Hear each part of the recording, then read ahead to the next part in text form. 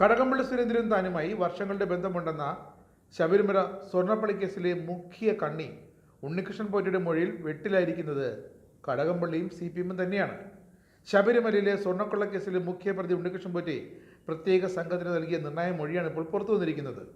അപ്പോൾ 2017 അന്ന് പ്രയാർ ഗോപാലകൃഷ്ണൻ ദേവസ്വം പ്രസിഡന്റായിരുന്നപ്പോൾ ഏതോ ഒരു കൊടിമുര അഴിമതി നടന്നു എന്നൊക്കെ പറഞ്ഞ് വിഷയം തിരിച്ചുവിടാൻ നോക്കിയ CPMകാർക്ക് ഉണ്ണികൃഷ്ണൻ പോറ്റി തന്നെ പണി കൊടുത്തിരിക്കുന്നു.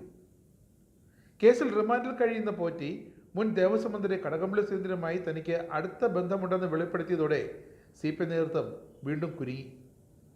2017 മുതൽ തനിക്ക് കടകംപള്ളിയുമായി പരിചയമുണ്ടെന്നും അദ്ദേഹം തൻ്റെ വസതി സന്ദർശിച്ചിട്ടുണ്ടെന്നും പോറ്റി മൊഴി നൽകിയിട്ടുണ്ട്. പോറ്റിയുടെ അയൽവാസിയും SITയുടെ മഹസർ സാക്ഷിയുമായ വിക്രമൻ നായരുടെ മൊഴിയായിരുന്നു നിർണായകമായത്.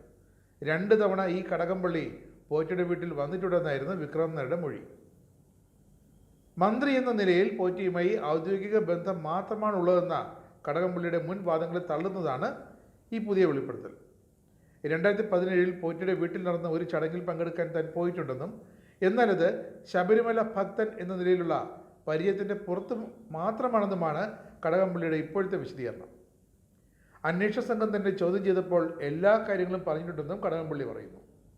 പക്ഷേ അതുകൊണ്ടൊന്നും ഒന്നുമാകില്ല. കാരണം കടകംപള്ളി പറഞ്ഞത് കള്ളമാണെന്ന് SITക്ക് ബോധ്യമായി.